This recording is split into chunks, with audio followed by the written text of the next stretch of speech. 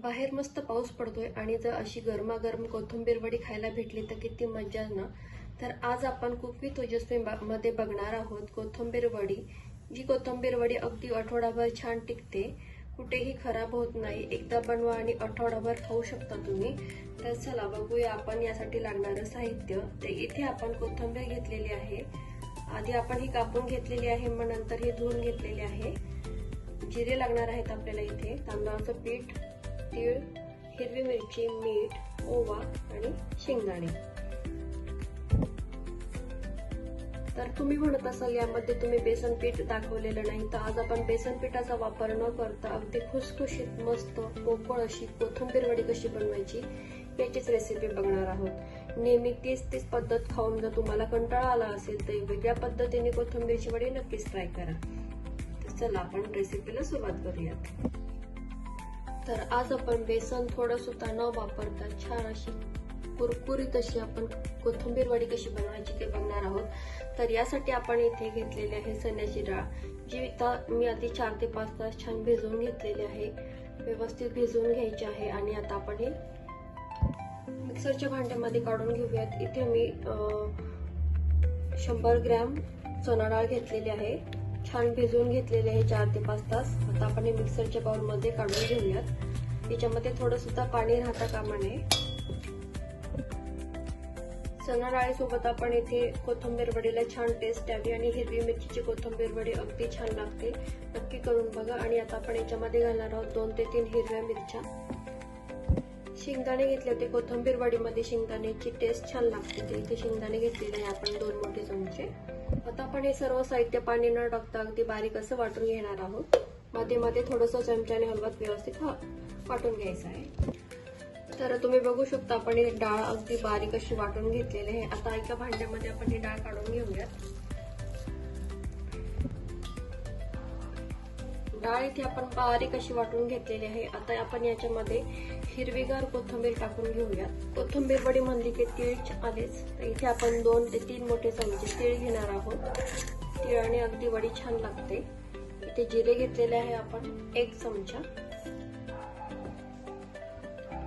चवीनुसार मीठ 1 चमचा। आपली वडी छान खमंग कुरकुरीत व्हावी यासाठी आपण इथे घेतलेलं आहे 1 वाटी तांदळाचं पीठ। ओवा घेतलेला आहे आपण इथे 1 मोठा चमचा, हातावरती चोळून टाकायचा आहे,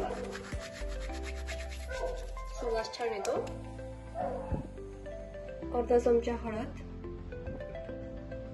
लाल तिखट 1 चमचा, तेल घेतलं आहे आपण इथे 1 चमचा। आणि आपली वडी छान कुरकुरीत होते, खुसखुशीत होते, आतपर्यंत मस्त शिजली जाते। आता आपण हे सर्व साहित्य मिक्स करून घेऊयात आणि छान हे पिठामध्ये मळून घ्यायचं आहे। आता याच्यामध्ये आपण थोडा सुद्धा पाण्याचा वापर नाही करणार आहोत, कारण की आपण ही वडी 8 दिवस टिकवणार आहोत, व्यवस्थित टिकते। त्यामुळं चण्याच्या डाळीमध्येच आपण हे छान मळून घेऊयात। अगदी व्यवस्थित हे आपलं पीठ बनवून तयार होतं।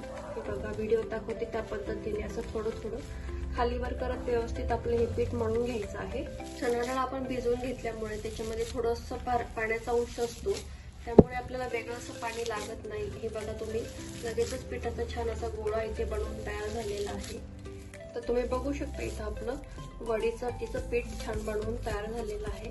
आता आपण याचे छोटे छोटे भाग करून याचे छान वळकुटी बनवून घेऊयात। अशा पद्धतीने थोडा भाग घेऊन याला छान असा उभा शेप देऊन घ्यायचा आहे, नेहमी आपण वडी बनवतो त्याच पद्धतीने। तर बघू शकता तुम्ही इथे अगदी व्यवस्थित असं पीठ आपलं इथे बनवून तयार झालेलं आहे, कुठेही हे पातळ वगैरे झालेलं नाहीये। ते दिलेलं प्रमाण खूप परफेक्ट असं सांगितलेलं आहे। अशा पद्धतीने व्यवस्थित ही वडी बनवून घ्यायची आहे। ज्या ताटामध्ये किंवा भांड्यामध्ये तुम्हाला वडी ठेवायची आहे त्याला आधी तेल लावून घ्यायचं आहे आणि वरून आपण अशा पद्धतीने थोडेसे तीळ लावून घेऊयात। दिसायला अगदी छान दिसतं आणि चवीला देखील खूप भन्नाट असं लागतं। तर हे बघा अशा पद्धतीने आपण तीळ असे वरती लावून घेतलेले आहेत आणि आता इथे मी तेल लावलेल्या भांड्यामध्ये ठेवून घेते। तर इथे आपले वडीसाठीच बनवून तयार झालेलं आहे। आता आपण याला 10 मिनिटासाठी छान वाफ देऊन घेऊया। आता आपण कोथिंबीर वडी छान स्टीम करून घेऊया, पाणी छान उकळलेलं आहे। 10 मिनिटासाठी आपण हे छान स्टीम करून घेऊया।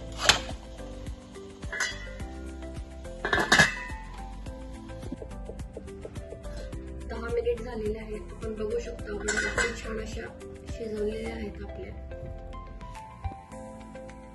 10 मिनिट झालेले आहे. आपल्या वड्या छान वाफवल्या आहेत. आपण चेक करूया.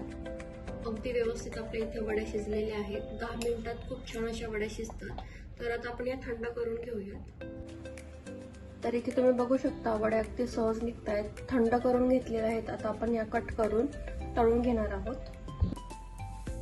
इथे बघा आपण व्यवस्थित हे कट करून घेऊया. तुम्हाला पाहिजे त्या शेपमध्ये तुम्ही व्यवस्थित हे कट करून घेऊ शकता. हे बघा आतपर्यंत किती छान ही शिजलेली आहे. व्यवस्थित अशी कट झालेली आहे. तुम्ही बघू शकता. लक्षात ठेवा पूर्णपणे हे वडी थंड झाल्यावरतीच कट करायची आहे, अथवा तुमचे वड्यांचे कट व्यवस्थित होणार नाही आणि त्यामध्ये तुटू शकतात. तर बघू शकता अगदी व्यवस्थित आपली इथे वडी कट झालेली आहे.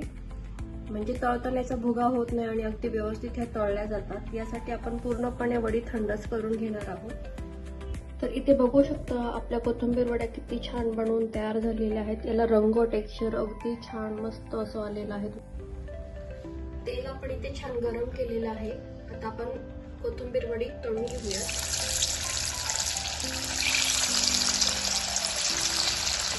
2 मिनिट आपण हे व्यवस्थित एका साईडने होऊन द्यायचं आहे आणि मगच आपण ही कोथिंबीर वडी पलटी करणार आहोत. जर तुम्ही लगेच त्याला पलटी केलं तर हे तुटू शकतात तेलामध्ये. त्यामुळे पुढे 2 मिनिट आपण हे एका साईडने होऊन देऊ आणि मग नंतरच पलटी करायचं आहे व्यवस्थित. आणि बघा कुठेही आपली कोथिंबीर वडी तेलामध्ये फुटलेली नाहीये, तुटलेली नाहीये, अगदी व्यवस्थित आहे. अशा शेपमध्ये आपली कोथिंबीर वडी आहे. तुम्ही बघू शकता किती मस्त आपली कोथिंबीर वडी इथे बनवून तयार झालेली आहे. तर 2 मिनिट आपण दोन्ही साईडने तळून घेऊया व्यवस्थित. हाय फ्लेमवरती आपण अलट पलट करत 5 मिनिट कोथिंबीर वडी छान तळून घेतलेली आहे. तुम्ही बघू शकता त्या रंग किती छान आलेला आहे. अगदी व्यवस्थित खमंग कुरकुरीत अशी आपण कोथिंबीर वडी तळून घ्यायची आहे. म्हणजे ही कोथिंबीर वडी अगदी आठवडाभर छान टिकते. आपण ही कोथिंबीर वडी काढून घेऊया.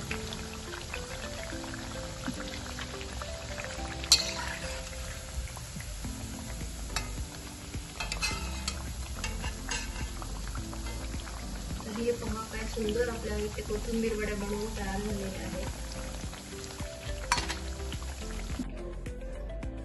कोथिंबीर वडीचे अनेक प्रकार तुम्ही खाल्ले असेल, पण हा वेगळा प्रकार आज नक्कीच ट्राय करून बघा. वेगळ्या अशा पद्धतीने आपण ही बनवलेली आहे.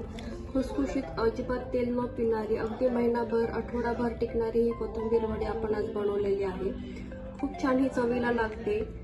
अगदी मस्त अशी कुरकुरीत ही बनवून तयार होते. तुम्ही बघू शकता टेक्स्चर देखील याला किती सुंदर आलेला आहे. अगदी तोंडात टाकताच विरघळणारी अशी कोथिंबीर वडीची रेसिपी नक्की ट्राय करा. व्हिडिओ आवडल्यास लाईक शेअर सबस्क्राईब करायला विसरू नका. पुन्हा भेटूया अशीच एका छानशी सोप्या रेसिपी सोबत. तोपर्यंत मस्त रहा, आनंदी रहा.